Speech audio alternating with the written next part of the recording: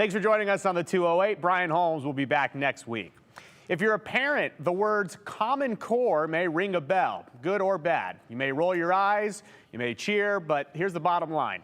The Common Core curriculum are the benchmarks that are used in more than 40 states to set standards of what students should learn for each grade level. But if you're one of the many parents who's never been fond of Common Core, you're in major luck.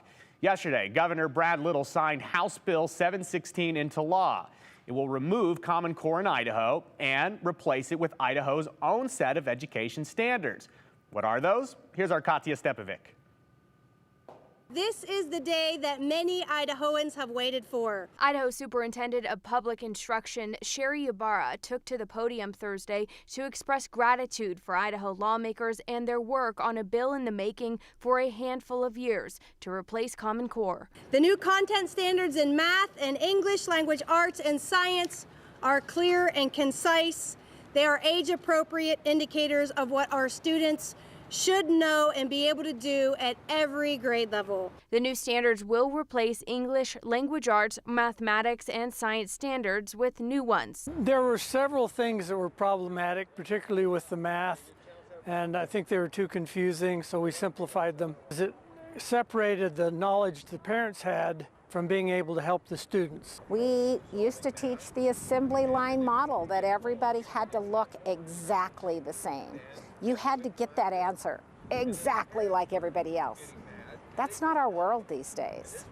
And make it easier for parents, I kind of go, we'll see how that works, because it's about the education is not what used to be in mom and dad's. While some standards were simplified, some were renamed. It is now climate variability and I worked on the science standards.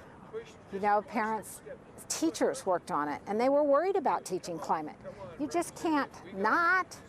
Look what's happening in the world. How are you going to take real life experiences and teach that to the kids? Some lawmakers raised eyebrows when it came down to changing standards in the literacy realm. They took some classic books, you know, out of the reading lists and whatnot.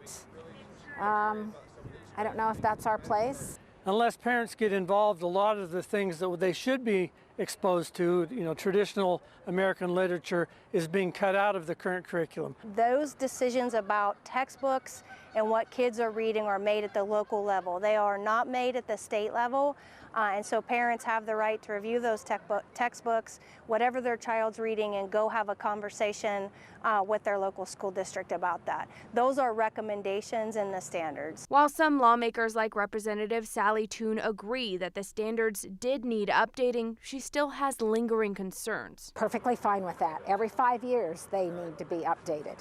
But let's not restrict that thinking process just because you're afraid of what the next generation's going to have. Idahoans were not happy, and they wanted to get as far away from the Common Core as we could get.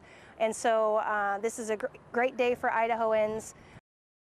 A big question some may be wondering, Katya, how much is this going to cost the state to get these new standards started? And for parents with kids in school, when do the standards start? Well, that's a big question and a concerning one for actually a lot of lawmakers, how much this will be needed in funding, rather. And right now, there is really no price tag on the new standards and how much it will cost to implement them. And change that testing too, which is going to be a big chunk of that. Ybarra says there is a ballpark of $9 million to maybe $55 million over a 3-year period. So this is absolutely not cheap. And when it comes to training, Joe, they want this to be implemented. It will become law July 1st, so they're going to start training them in August. So things are moving very, very quickly on these new standards. Okay, well, we're going to have to keep a close eye on this one, because I know there's a lot of interest from the education community, but also parents who have kids in school now or may in the next few years. Yeah, so keep an eye on it. Thank you very much, our Katya Stepovic reporting for us.